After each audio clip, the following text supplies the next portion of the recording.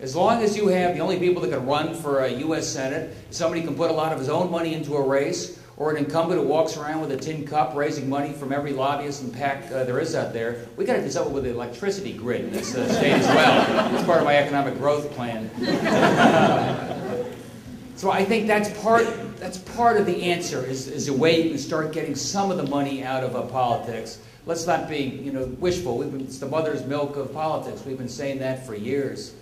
When it comes to Chevron and the Cheney energy bill and the billions of dollars of subsidies, I just leave you with one message. I mean, we doubled the fleet mileage standards of our automobiles after the OPEC oil shock. We went from 14 to 28 miles per gallon. That made a dramatic difference in terms of our balance of trade, made a dramatic difference in terms of global warming, made a dramatic difference in terms of the price of gasoline.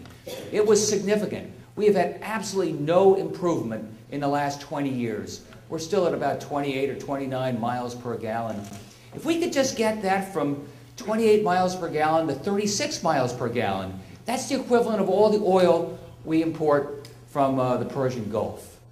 And oil's fungible. It doesn't just come from the Persian Gulf. I understand that. But there's significant things we could do over time that would make a dramatic difference in terms of our own security and lessen our dependence upon fossil fuels from the most dangerous part of the world. That would help us avoid the wars of the future. Hello, Senator. How are you? Are you out for and by the people, or are you out for your interests and to line your pockets? I've already lined my pockets.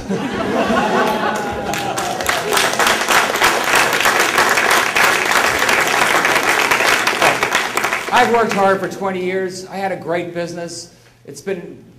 My wife has done well. We're so thankful to this country. I've been extraordinarily fortunate. That's then, I'm going down to Washington, D.C., the way they change the way they do business. I don't know whether I'm down there for 6 years or 18 years. I believe there's too many career politicians down there. I think it's their livelihood as well as their way of life. And if they ever retire, then they retire and become lobbyists, and it becomes part of an insidious problem down there. Like, I'm going down there for one reason and one reason only. I'm going to do the best I can for the state of Connecticut and fight like heck to change the course of what's going on. And when I'm done, I'm coming home. Like, I'm not taking money.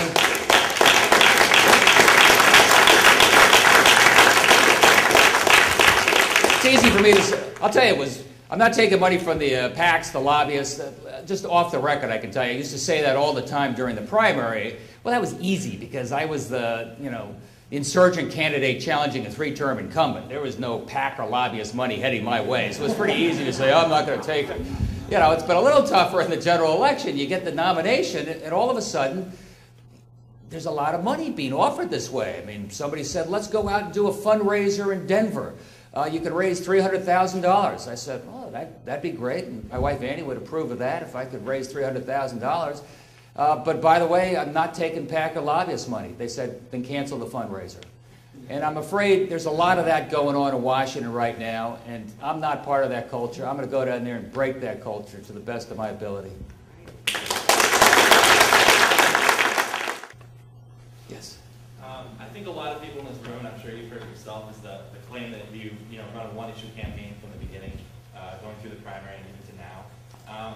I'm curious if you can help clarify that by giving us 3 original, unique ideas that you and your campaign have put forward that both Senator Lieberman does not agree with and that you haven't borrowed from the Senate Democratic platform.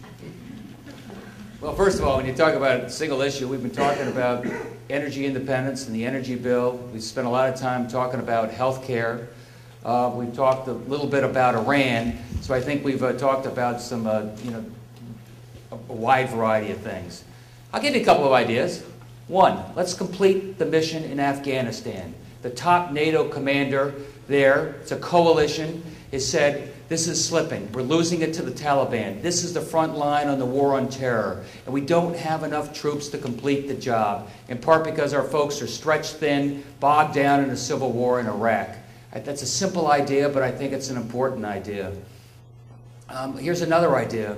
Let's have full funding for our Pell Grants. Our Pell Grants have lost all their purchasing power in the last 9 years. Not lost, they lost half their purchasing power.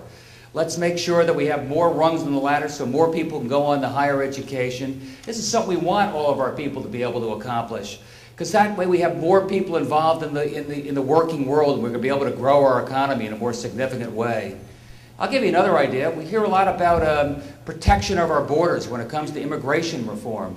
I'll tell you, this president is not at all serious about securing our borders. If he was serious about securing our borders, he'd go after those employers who are hiring all the illegals, exploiting those illegals, waving $10,000 checks, attracting more and more folks across this border. I think that's wrong. So those are three things that I think don't cost this country money, yet are significantly help our national security, help our border security, and help get more good-paying jobs in this country.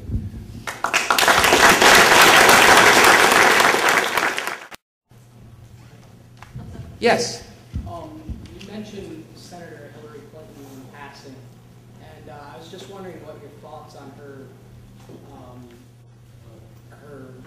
work in the Senate has been, and would you support her candidacy for 2008 as president? Maybe.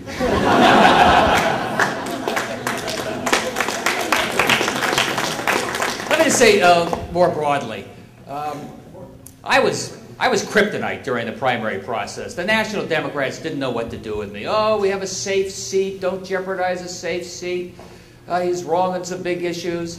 And then after the primary, oh my God, I had more new best friends than I knew what to do with.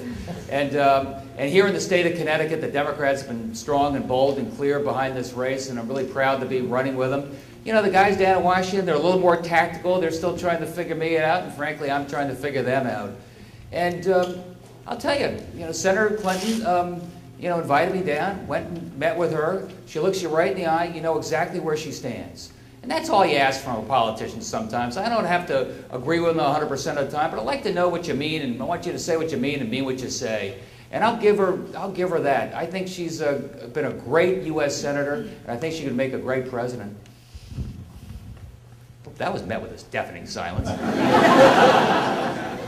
Hey, look, I just want to say thank you guys so much for having me this late hour. It's an extraordinarily important race. Whichever way you go, I want you to go out there and vote. Your vote really does make a difference this time. How many of you are registered here in Connecticut, out of curiosity?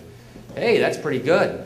So get out there. I think this is a vote that makes a difference in terms of what we're doing in our national security, what we're doing in Iraq, and what we're doing at home. Thank you all.